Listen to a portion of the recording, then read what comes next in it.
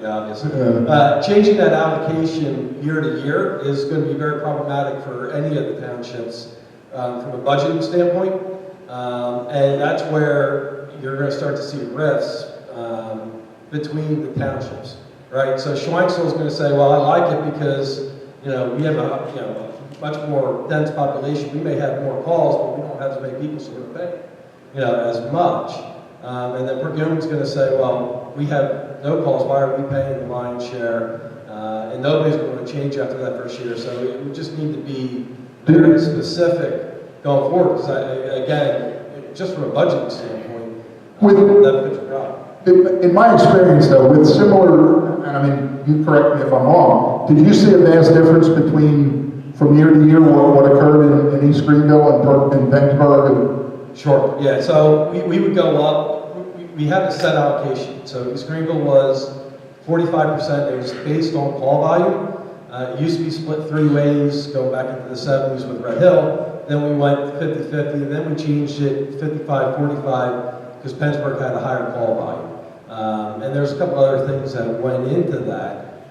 But I just wanted to mention, since you said about the allocations changing year to year, that will become an issue. Okay. And I would hope that you guys would think to set that up, go forward. And then the cost increase is something else. The other thing that I think all the townships have to realize is that policing is not cheap, and you said it yourself in the beginning. And I think we're being too aggressive. 20 officers is great. I would rather see you guys start at a lower, 10 officers to get started and grow this thing, and maybe.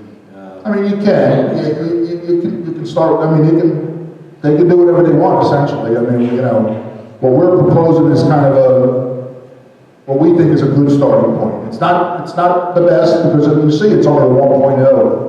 The county is 1.6 right now. We're proposing 1.0 per thousand. We really don't want to drop below 1.0 and say, well, you're going to have an effective police department, because maybe you're not. You're not going to have two officer coverage 24 hours a day. I'm not going to sit here and lie to you and tell you you are. You're not. So, I mean, if that's what the people want, then okay, that's fine, and that's where we'll start. But you have to go into that with that understanding too.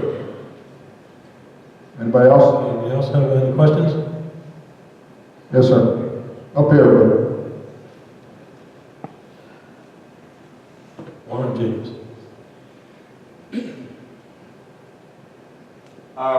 What's going to be the procedure that the different municipalities are going to use to determine whether they go through with this? Is it just going to be, is the public going to get a chance through a ballot initiative or anything like that? I have no idea. I have no idea. The municipalities are going to discuss it. The municipalities are going to decide how they want to proceed. They're going to, whether they're in, whether they're out, whether they want to do a ballot. That's all up to the municipal boards, for future discussion, That's the best I can do.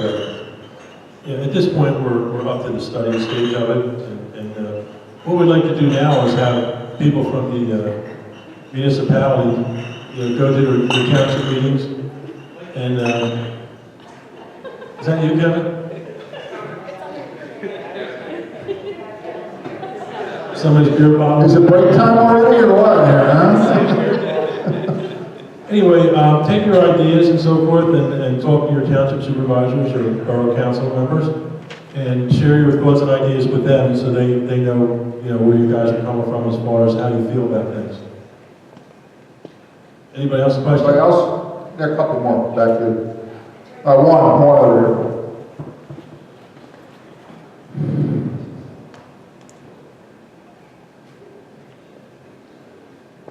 And by the way, I apologize for not standing up. I had 2 back surgeries over the summer, so I'm hurt. So excuse me, sitting. Yes, sir.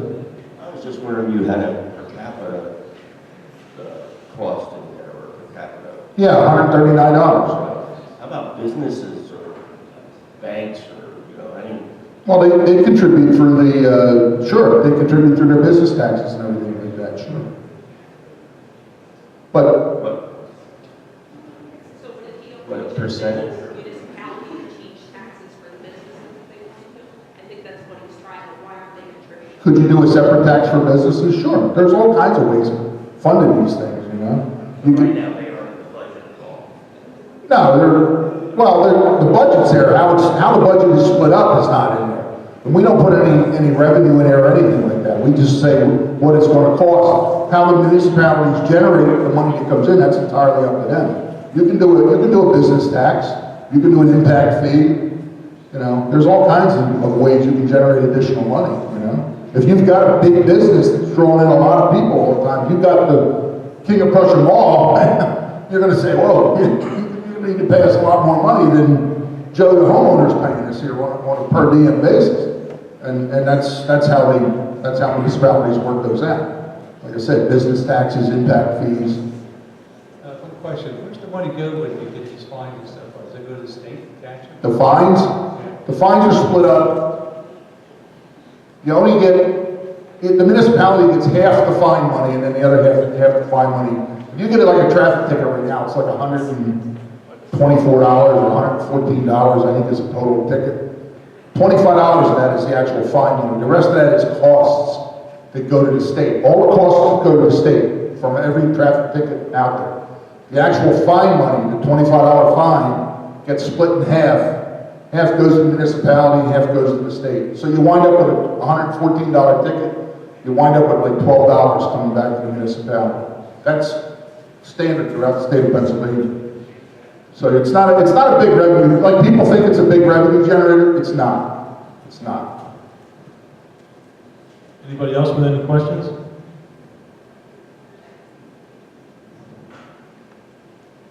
You may have answered this already. How long did it take you to do the study? A couple months. We started about 5 months ago, I guess I got started on it. Was that from the time that the intent letters were sent in and then you got Yeah, the involved? state, I think I got assigned to it around July, June or July. And This- how long did it take till you finally got to the end?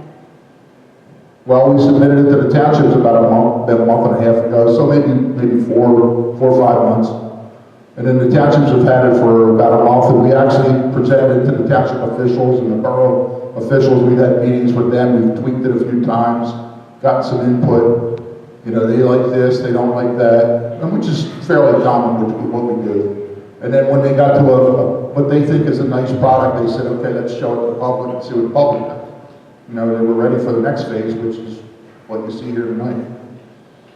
We see somebody else had a question over here. Good evening, thank you for coming out. 2 questions. One, can you define per capita? Per person, per head. One of your slides had a cost per household on there. Was that just a comparative? Or? No, just a comparison. That's just an average, we're just showing what an average house kind of looks like, you know. Yeah, it's like I said, if you count roofs in a municipality, that's the number of housing or households that are occupied households in a given municipality. And you just divide the budget by the number of houses, essentially. So it was just a comparison. It's a quick, yeah, it's not, you know, it's not perfect, no, not at all. And earlier you mentioned the changes in Harrisburg, Yeah. and that all these bills and the Democrats are looking to push some through. I supported several of those Democrats, and not one of them said anything about pushing these bills through to charge the municipalities per capita fee for state police coverage. So I'm going to ask, what makes you think it's changed? That it's. I'm just, from what I hear, We're not going to go through. from what I hear, there's, I mean, we try to keep our ear to the ground, BCED. There's a lot of talk, there's a lot of people saying that these bills need to go through. I know the governor's behind it. From what I hear, that a lot of the state legislators are behind it. Especially some from the suburban areas and the urban areas that have police. It's you know, I don't want to say it's a rural versus an urban area battle, but it's kind of boiling down to that a little bit. And a lot of the legislators are saying, you know, let's get everybody to pay. You know, New Jersey went through this about 10 years ago. And New Jersey now, if you have state police in New Jersey, you pay. I think it's $115 or $110 a head in New Jersey that you pay if you have New Jersey State Police. And that's been in effect, like I said, it's probably been 10 years now that they enacted that in New Jersey. And Pennsylvania's been looking at that, and like I said, I've heard everything from $25 up to $156. So where it's going to fall, when it's going to fall, I don't know, but something's going to happen sooner or later.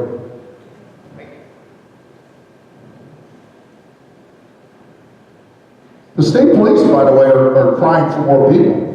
They're every time they go to the legislature, they're capped by law. They're capped at 40. Don't quote me, but it's like 4,720 troopers is the cap right now by the legislature in Pennsylvania. You cannot go over that unless it's enacted by the legislature.